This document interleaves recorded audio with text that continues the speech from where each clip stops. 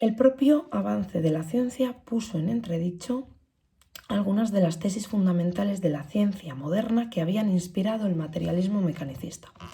Por ejemplo, la teoría de la evolución de Darwin dejaba afuera la necesidad de que Dios fuese el creador del mundo.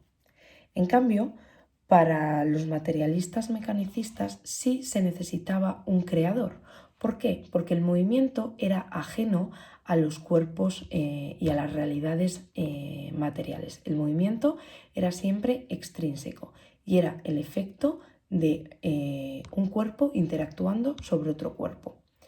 Como la causa del movimiento no podía ser indefinida, creían que debía haber un Dios que pusiera en marcha como ese gran reloj, que es la realidad, que fuera como un relojero que creara el mundo y organizara el movimiento, que fuera como el primer causante del movimiento.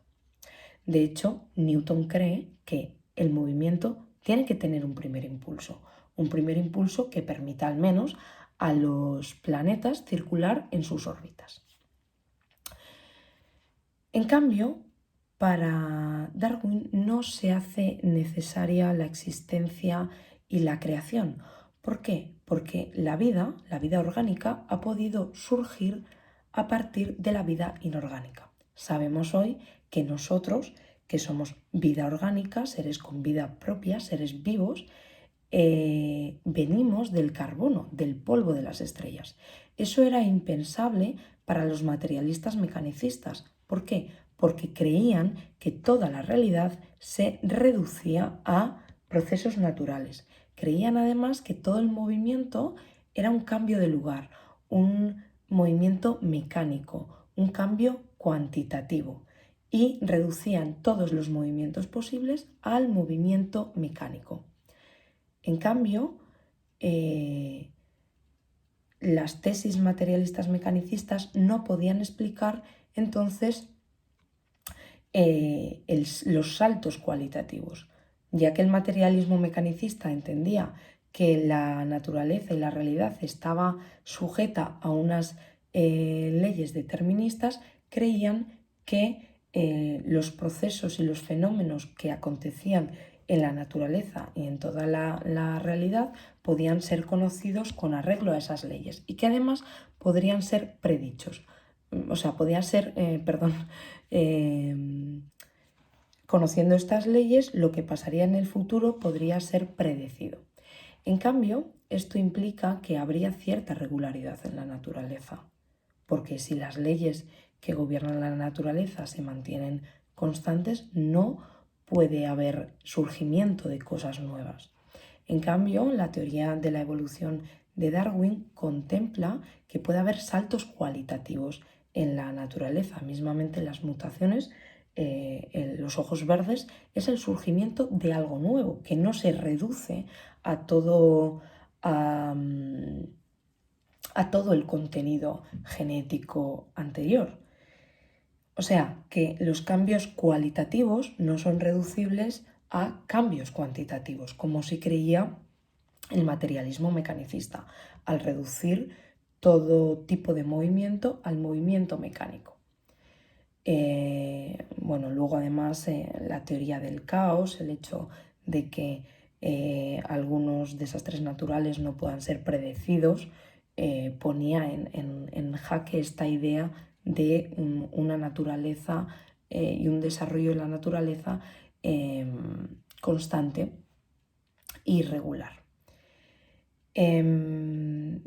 Marx y Engels fueron los creadores los principales teóricos de la corriente materialista que supera, y no se reduce a ella tampoco, que supera el materialismo mecanicista.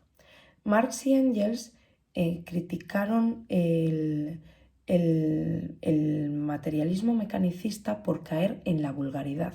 ¿Por qué? Porque pretendían reducir todo cuanto acontece en la naturaleza a procesos y fenómenos naturales.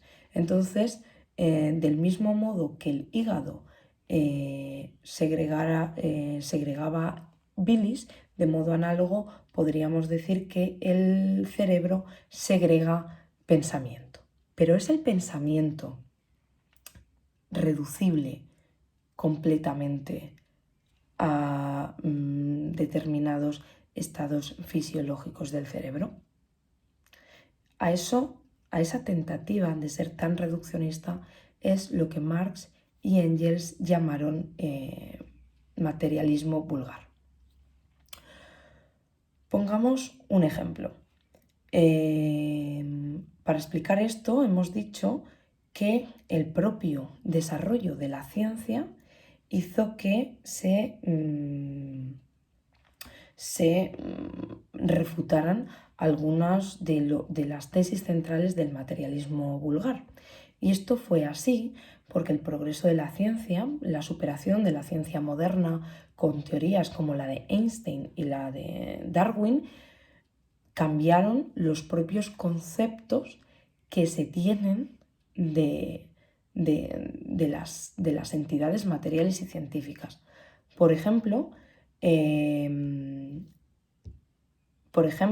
Einstein vincula la energía con la masa, mientras que para la ciencia moderna eran magnitudes completamente independientes. Lo que está haciendo Einstein con su fórmula de energía es igual a masa por velocidad de la transmisión de la luz al cuadrado, es vincular energía y masa.